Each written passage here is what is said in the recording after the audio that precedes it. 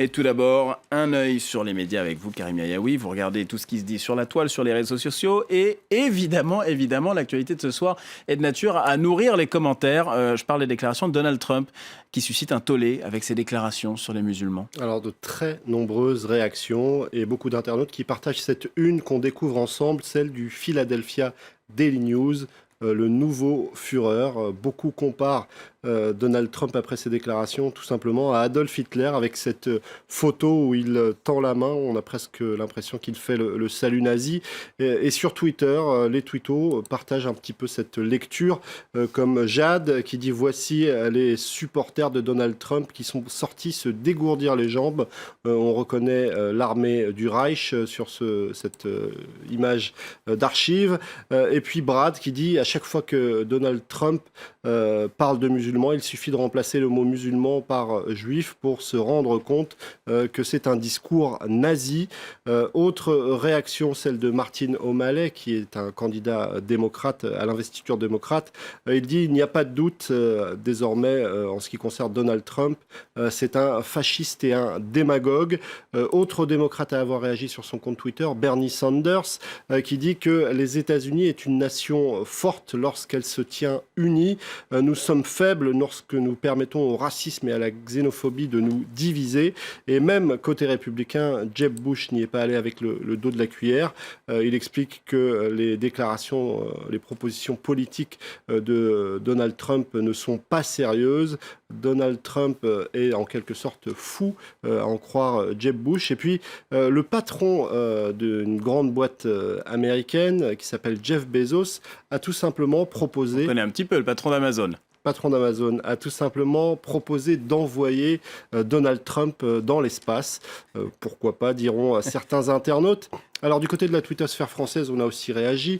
Il y a notamment ce tweet de cette journaliste Ariane Bonzon qui écrit « Désolé Trump, ces musulmans sont déjà là, ils ne partiront pas » avec les photos de tombes probablement de soldats américains qui sont morts en Irak et qui portent des noms à consonance musulmane, en tout cas pour 2 d'entre eux, et qui arborent l'étoile et le croissant, des tombes musulmanes donc. Et puis Manuel Valls a réagi, il n'a pas forcément l'habitude sur son compte Twitter d'évoquer la politique étrangère ou en tout cas de s'immiscer.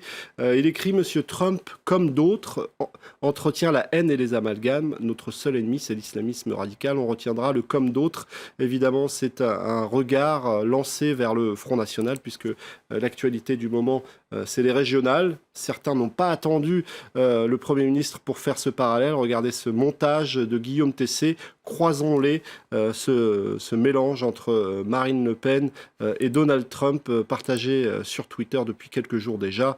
Et puis certains rappellent sur le site Vice que Donald Trump a par le passé expliqué qu'il ne connaissait pas de sportifs de haut niveau musulmans. On finit sur cette image de Vice, ce montage où Donald Trump se prend un sacré gauche d'un certain Mohamed Ali. Et de Donald Trump, on va justement passer aux régionales françaises. On va parler de Nadine Morano, qui s'était vue retirer l'investiture du Parti Les Républicains. Elle va toujours plus loin dans ses propositions. Et entre les deux tours, Nadine Morano propose tout simplement la déchéance de nationalité pour les femmes qui portent la burqa. Alors on a l'impression que Nadine Morano est un petit peu obsédée par cette question. Ce n'est pas la première fois qu'elle l'évoque. Sur sa page Facebook, elle en parle régulièrement. Évidemment, cette mesure a choqué un certain nombre d'internautes. Sur Twitter, on critique l'ancienne ministre de Nicolas Sarkozy pour sa volonté de faire le buzz à tout prix. C'est ce qu'écrit cette twitto sur son compte. On évoque aussi chez Nadine Morano cette idée finalement qu'avec de telles déclarations, elle va finalement permettre à l'organisation État islamique de recruter puisqu'elle finalement elle crée la division au sein de la nation française.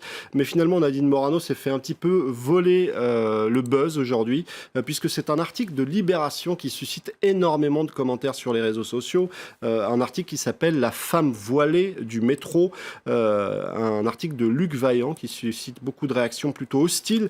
Il raconte une rencontre peut-être imaginaire dans le métro, où il se trouve nez à nez avec une femme voilée. Il écrit dans cet article de Libération « Elle est la sœur désolée et désolante des beurettes sonores et tapageuses qui égaient les soirées RATP. Elle se tient droite et les regards oublient vite sa silhouette pour se concentrer sur la gibecière portée en bandoulière.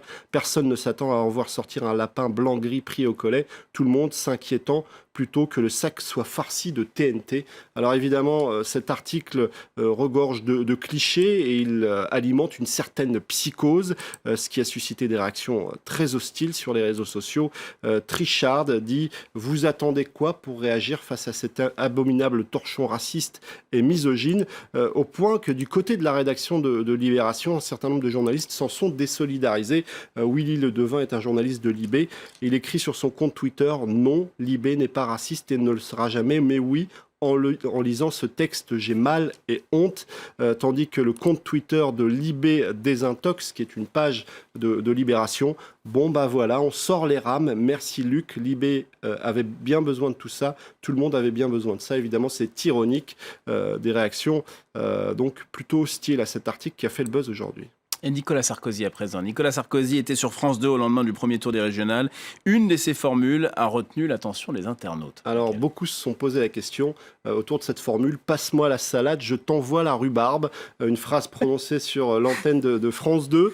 Alors, du côté des Arocs, on s'est posé la question. En réalité, il s'est un petit peu pris dans le tapis, les pieds dans le tapis, puisque la vraie formule n'est pas celle-là, mais plutôt passez-moi la rhubarbe, je vous passerai le séné, une plante médicinale qui veut, en fait, une formule qui veut expliquer qu'on se renvoie l'ascenseur, qu'on se file des petits coups de main, des petits arrangements entre amis en quelque sorte. Évidemment, c'est en référence à cet entre-deux-tours où Nicolas Sarkozy ne veut rien négocier. Alors évidemment, sur les réseaux sociaux, il n'en fallait pas plus pour donner beaucoup d'idées aux twittos.